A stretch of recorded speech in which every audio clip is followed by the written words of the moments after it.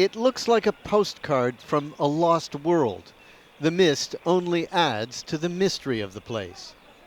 They call this remote corner of southern Uganda the Bwindi Impenetrable Forest, and it is a last refuge of the largest great ape on the planet, the rare and highly endangered mountain gorilla.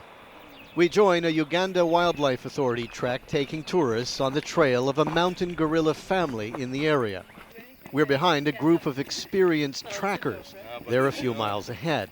We've been told to be prepared to walk for 2 or 3 hours, but we're lucky. The lead guide stops after about an hour. So you're saying that there's 15 or 20 mountain gorillas up there somewhere. We can't see a thing, but they're in there. They're in there, hiding in the bushes. Of course, like this time of the day, they're feeding and having their breakfast. Then, like something from a Hollywood movie, a tree being shaken. We head towards it. The guides make low grunting sounds to let the gorillas know we're here. Suddenly, there they are. They're up there. Obviously aware of us, but they continue foraging, having their breakfast. There are some in the trees, a few in the bushes, a mother with a toddler in tow. Everything about it looks like a family picnic. There's the independent teenager type up in the tree, the solemn patriarch, the silverback, patrolling down below, a few lying around in a clearing trying to control a rambunctious youngster, others just entertaining themselves.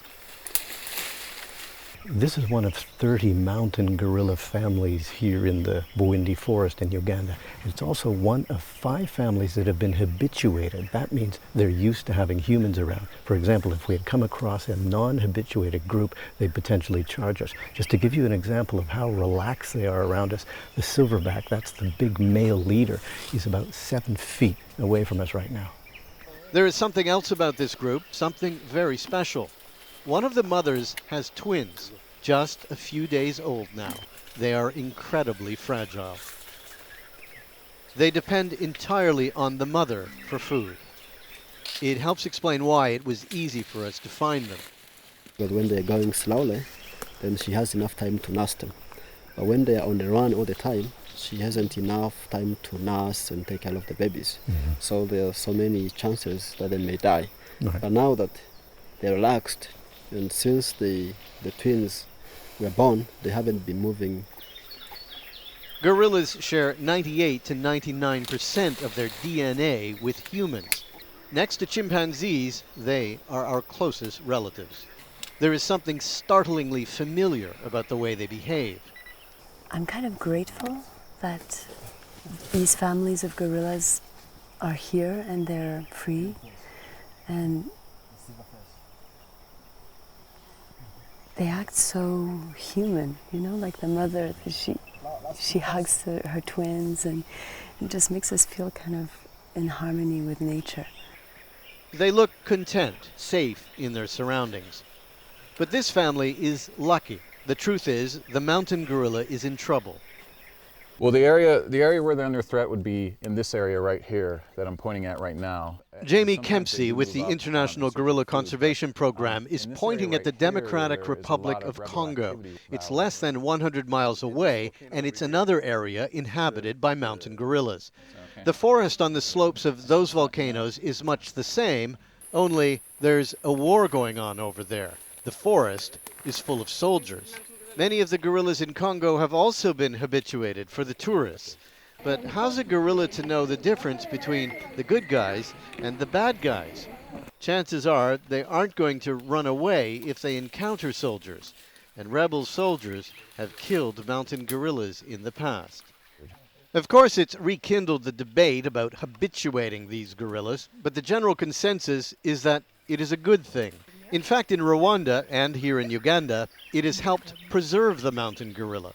It costs $500 to join a trek and spend 1 hour with the mountain gorillas in Uganda. And the money is then used to run the park. The Bwindi Park, where our mountain gorilla family lives, was created over a decade ago, and it is strictly off limits. Nobody is allowed to live inside the forest boundaries. In fact, hundreds of Batwa pygmies were evicted from the forest when the park was mapped out. They were given land in the border areas. Most seem to have accepted it now. But it's a sore point with Julius, who told me he misses his hunter-gathering life, collecting honey, tracking wild boar. He says he understands the gorillas have to be protected, but he says the pygmies should be allowed to live in the forest too, even if it means crossing paths with a mountain gorilla in the jungle. He says they are very, very big. When he sees a need, he cuts and runs. He cuts and runs. Of course, there are many other people besides pygmies trying to live alongside the park. Initially, people in the communities adjacent to the forest weren't at all happy with the new rules. They were prohibited from going into the forest, yet from time to time the guerrillas would come out and raid their banana plantations. It didn't make for easy relations. However, things have changed significantly over the years. Now their attitude towards the guerrillas is much more positive. They are now reaping the benefits of having the guerrillas nearby.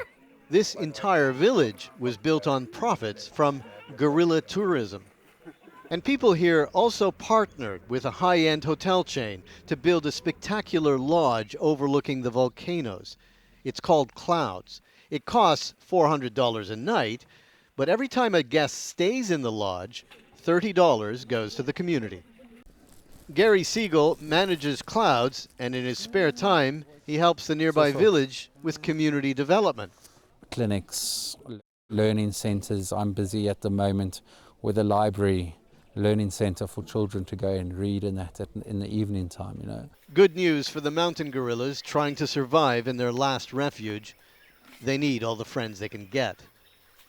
For World Focus, I'm Martin Seemungal in southern Uganda.